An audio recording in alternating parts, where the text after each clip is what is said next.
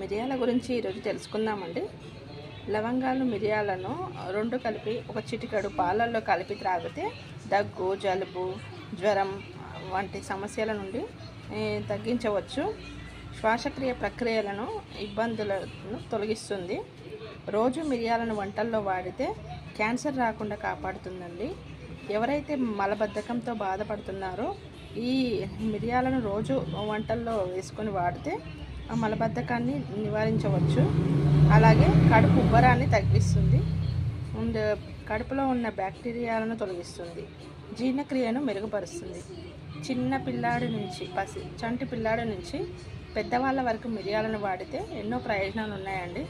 మేమైతే రోజు వంటల్లో వాడుతాము. చిన్న పిల్లలకైతే 2-3 మిరియాలు, పెద్దవాళ్ళకైతే 5-6 మిరియాలు వేసుకొని వాడితే ఎంతో ఆరోగ్యకరమైన ప్రయోజనాలు